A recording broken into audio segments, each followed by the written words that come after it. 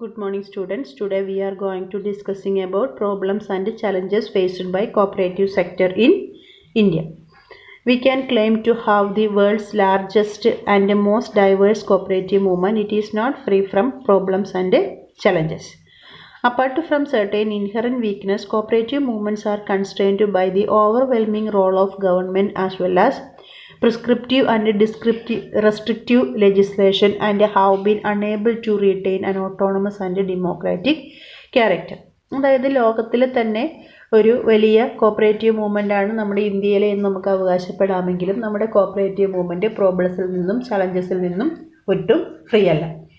ഏതൊരു പ്രസ്ഥാനമാകുമ്പോഴും അതിന് ഇൻഹറൻ്റ് ആയിട്ടുള്ള കുറച്ച് വീക്ക്നെസ് ഉണ്ടാവും. പക്ഷേ നമ്മുടെ ഇന്ത്യയിലെ കോപ്പറേറ്റീവ് മൂവ്മെൻറ്റ് എന്ന് പറയുന്നത് ഇൻഹറൻ്റ് ആയിട്ടുള്ള വീക്ക്നെസ്സിന് പുറമെ ധാരാളം പ്രോബ്ലംസ് ആൻഡ് ചലഞ്ചസ് ഫേസ് ചെയ്യുന്ന ഒന്നാണ്. അതിന് പ്രധാനപ്പെട്ട കാരണം എന്ന് പറയുന്നത് ഓവർവെൽമിങ് റോൾ ഓഫ് ഗവൺമെൻറ്, അതായത് ഗവൺമെൻറ്റിൻ്റെ അനാവശ്യമായ ഇടപെടലുകളും അതേപോലെ തന്നെ prescriptive and restrictive legislations applicable to കോപ്പറേറ്റീവ്സിന് അപ്ലിക്കബിൾ ആയിട്ടുള്ള അനാവശ്യമായ ലെജിസ്ലേഷൻസും ഇതെല്ലാമാണ് കോപ്പറേറ്റീവ് സൊസൈറ്റീസ് ഫേസ് ചെയ്യുന്ന പ്രധാനപ്പെട്ട കാരണം.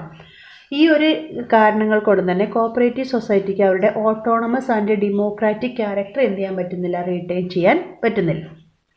Then now we are talking about the important problems of cooperative societies in India. First one, membership. Ensuring active member participation is a difficult task for cooperatives. Poor member participation has also been due to lack of effort to enhance member equity in cooperative and absence of member communication. അതായത് ഏതൊരു സ്ഥാപനമാണെങ്കിലും especially cooperative ഓർഗനൈസേഷനിൽ ആവശ്യത്തിന് members ഉണ്ടാവുക എന്നുള്ളത് വളരെ അത്യാവശ്യമാണ്. കാരണം cooperative society എന്ന് പറയുന്ന ഒരു മെമ്പർ ഓർഗനൈസേഷനാണ്. പക്ഷേ ഇന്ത്യയിലെ കോപ്പറേറ്റീവ് സൊസൈറ്റീസിനെ സംബന്ധിച്ചിടത്തോളം മെമ്പർഷിപ്പ് എന്ന് പറയുന്നത് വളരെ പുവറാണ്. ഇങ്ങനെ ഒരു പുവർ മെമ്പർഷിപ്പിനുള്ള കാരണം എന്ന് പറയുന്നത് കോപ്പറേറ്റീവ് സൊസൈറ്റികൾ മെമ്പേഴ്സിൻ്റെ ഇക്വിറ്റി എൻഹാൻസ് ചെയ്യാൻ ശ്രമിക്കുന്നില്ല, അല്ലെങ്കിൽ അവർക്ക് ആവശ്യമായുള്ള cooperative education and communication provide ചെയ്യാൻ ശ്രമിക്കുന്നില്ല എന്നുള്ളതാണ്. Second one, governance. In cooperatives, governance issues are focused on the structure of the board and its relation with the members, managers and the state. In cooperative, the governance aspects has received very little attention. അതായത് ഒരു cooperative കോപ്പറേറ്റീവ്സിൽ governance issue എന്ന് പറയുന്നത് പ്രധാനമായിട്ടും focus ചെയ്യേണ്ടത് structure of the board and it relations with members, managers and state. അതായത് board of directors മറ്റുള്ളവരുമായിട്ടുള്ള relationship അല്ലെങ്കിൽ അവരുടെ efficient ആയിട്ടുള്ള കൺട്രോളിനെയാണ് നമ്മൾ ഗവേണൻസ് എന്ന് പറയുന്നത്. But in cooperatives the governance aspect has received very little attention. Cooperative societies ഈ ഒരു governance ആസ്പെക്റ്റിന് വളരെ കുറച്ച് ഇമ്പോർട്ടൻസ് മാത്രമേ പ്രൊവൈഡ് ചെയ്യുന്നുള്ളൂ.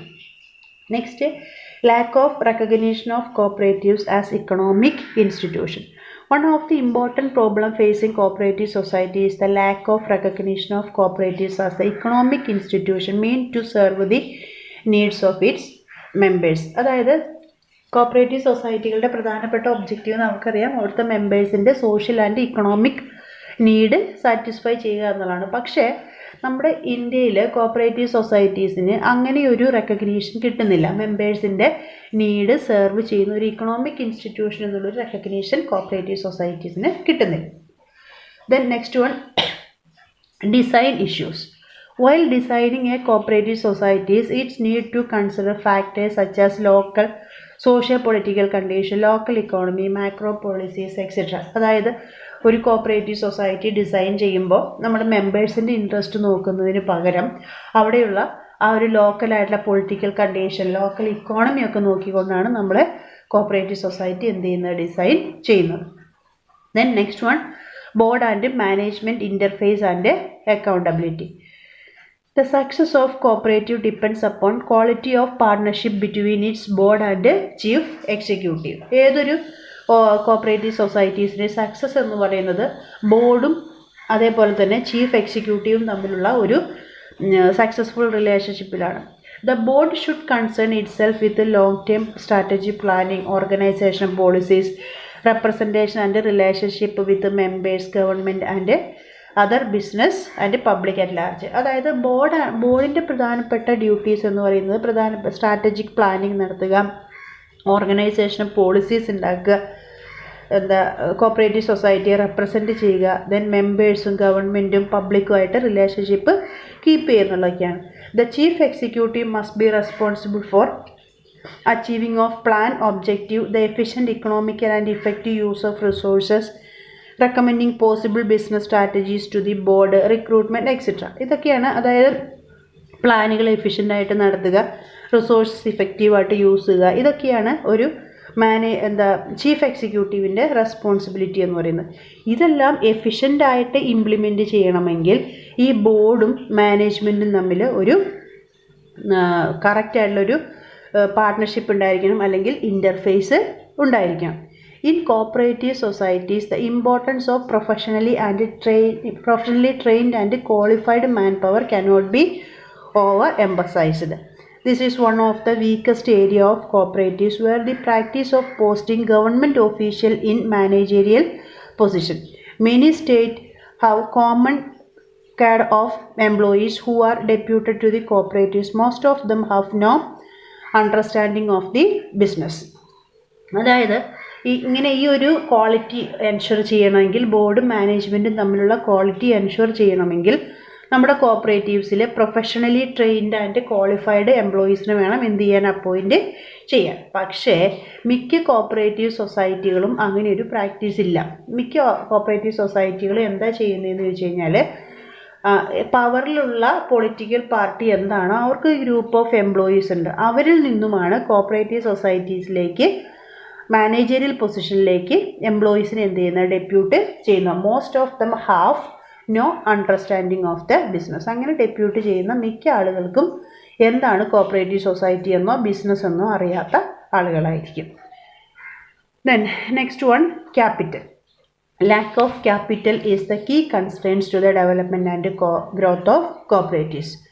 Most cooperatives suffer from lack of member capital. There has been extensive debate on whether the government should participate in the share capital of the cooperatives. അടുത്തതെന്ന് പറഞ്ഞാൽ both equity and debt capital. ആ ക്യാപിറ്റലിൻ്റെ അഭാവമാണ് വേറൊരു പ്രധാനപ്പെട്ട constraints എന്ന് പറയുന്നത്. മിക്ക cooperative സൊസൈറ്റികളുടെയും member capital എന്ന് പറയുന്നത് വളരെ കുറവാണ്.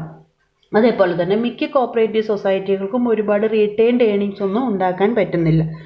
ദെൻ ഗവൺമെൻറ് കോപ്പറേറ്റീവ് സൊസൈറ്റീസിൻ്റെ ഷെയർ ക്യാപിറ്റൽ പാർട്ടിസിപ്പേറ്റ് ചെയ്യണോ വേണ്ടേ എന്നുള്ളത് എപ്പോഴും ഡിബേറ്റ് നടക്കുന്ന ഒരു ടോപ്പിക്കാണ്. ചില സമയത്ത് പാർട്ടിസിപ്പേറ്റ് ചെയ്യും, ചില സമയത്ത് ഗവൺമെൻറ് എന്ത് ചെയ്യില്ല, പാർട്ടിസിപ്പേറ്റ് ചെയ്യുന്നില്ല. അതുകൊണ്ട് തന്നെ കോപ്പറേറ്റീവ് സൊസൈറ്റികളുടെ ഫണ്ട് എന്ന് പറയുന്നത്, ക്യാപിറ്റൽ എന്ന് പറയുന്നത് വളരെ കുറവാണ്. Then next one, competitiveness. The working of cooperatives are constrained by restrictive laws, lack of freedom in matters such as area of operation, appointment to staff, mobilization of fund, etc. It will reduce the competitiveness of the cooperatives. അതായത് cooperative സൊസൈറ്റികൾക്ക് എപ്പോഴും എന്ത് നേരിടേണ്ടി വരുന്നു, restrictions നേരിടേണ്ടി വരുന്നു, അല്ലെങ്കിൽ അവർക്ക് ആവശ്യത്തിന് ഫ്രീഡം കൊടുക്കുന്നില്ല. അവരുടെ ഏരിയ ഓഫ് ഓപ്പറേഷൻ എത്രയാണ് തീരുമാനിക്കാനോ, സ്റ്റാഫുകളെ അപ്പോയിൻറ്റ് ചെയ്യാനോ, ഫണ്ട് മൊബിലൈസ് ചെയ്യാനോ ആവശ്യമായ ഫ്രീഡം കോപ്പറേറ്റീവ് സൊസൈറ്റിക്ക് ഇല്ല. അല്ലെങ്കിൽ ആ ഫ്രീഡത്തെ റെസ്ട്രിക്റ്റ് ചെയ്യുന്ന ഒരുപാട് ലോസ് കോപ്പറേറ്റീവ് സൊസൈറ്റിക്ക് ബാധകമാണ്. അതുകൊണ്ട് തന്നെ ഇതെല്ലാം കോപ്പറേറ്റീവ് സൊസൈറ്റീസിൻ്റെ കോമ്പറ്റീറ്റീവ്സിനെ എന്ത് ചെയ്യുന്നു, എഫക്റ്റ് ചെയ്യും. Then accessibility to finance by the members. Then majority of the total farmer households do not have any access to credit facilities provided by banks and other financial institution. അതായത് rural ഏരിയയിലുള്ള majority farmer house ഹോൾഡ്സിനും ബാങ്കുകളും മറ്റുള്ള financial ഇൻസ്റ്റിറ്റ്യൂഷനും provide ചെയ്യുന്ന finance എന്തല്ല, accessible അല്ല. So they are depending on the cooperatives. അതുകൊണ്ട് തന്നെ അവർ ആരെയാണ് ഡിപ്പെൻഡ് ചെയ്യുന്നത്, കോപ്പറേറ്റീവ്സിനാണ് കൂടുതലായിട്ടും ഡിപ്പെൻഡ് ചെയ്യുന്നത്.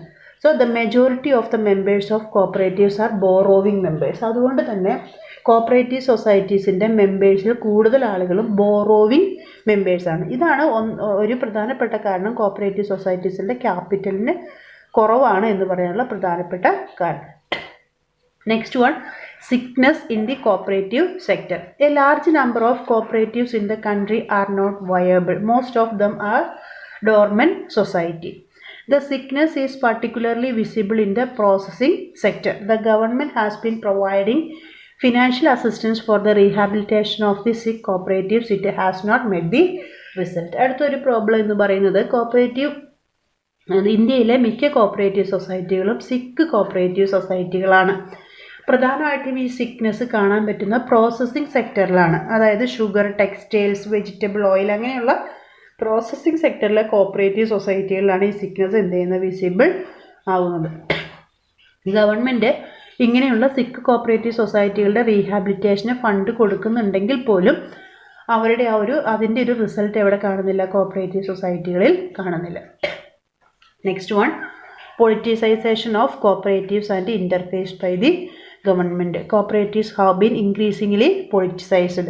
Cooperative institutions in the country with their vast overreach have become powerful instrument of political mobilization. Political party in power assuming the control over large sized cooperatives through methods such as appointing active member of the party to the position of chairman, issuing direction, etc. This leads to conflict in governance and management and the lack of consensus in decision making. അതായത് ഒരു പ്രധാനപ്പെട്ട problem നമ്മൾ ആദ്യം പറഞ്ഞു, cooperative സൊസൈറ്റികളുടെ ഗവൺമെൻറ്റിൻ്റെ interference ആണെന്ന് പറഞ്ഞു. ഒരു പവറിലിരിക്കുന്ന political parties large size cooperative സൊസൈറ്റികളിലൊക്കെ അവരുടെ കൺട്രോൾ എന്ത് ചെയ്യുന്നു, അസ്യൂം ചെയ്യുന്നു. എങ്ങനെയാണ്? Through the method such as appointing active member of the party to the position of chairman, issue direction, etc. അതായത് കോപ്പറേറ്റീവ് സൊസൈറ്റീസിൻ്റെ ചെയർമാനായിട്ട് അവരുടെ പാർട്ടിയിലെ ആക്റ്റീവ് മെമ്പറെ അപ്പോയിൻറ്റ് ചെയ്യുന്നു, കോപ്പറേറ്റീവ് സൊസൈറ്റികൾക്ക് എപ്പോഴും ഡയറക്ഷൻ കൊടുക്കുന്നു. അങ്ങനെയൊക്കെയുള്ള ഗവൺമെൻറ് ഇൻ്റർഫിയറൻസ് ആണ് മറ്റൊരു പ്രധാനപ്പെട്ട പ്രോബ്ലം എന്ന് പറയുന്നത്. ദെൻ കോപ്പറേറ്റീവ് സൊസൈറ്റിയെ കാണുന്നത് തന്നെ ഒരു പൊളിറ്റിക്കൽ മൊബിലൈസേഷനിലുള്ള ഒരു വേദിയായിട്ടാണ് നമ്മുടെ ഗവൺമെൻറ് കാണുന്നത്. ഇതാണ് വേറൊരു പ്രധാനപ്പെട്ട പ്രോബ്ലം എന്ന് പറയുന്നത്. These are the various problem faced by the cooperative sector in India. Then they are എന്തൊക്കെയായിരുന്നു? Membership, governance, lack of recognition of cooperatives are economic institution, design issues, board and management interface and accountability, capital, linkages and competitiveness, accessibility to finance, sickness in the cooperative sector. Last one, politicization of cooperatives and interference by government. Thank you.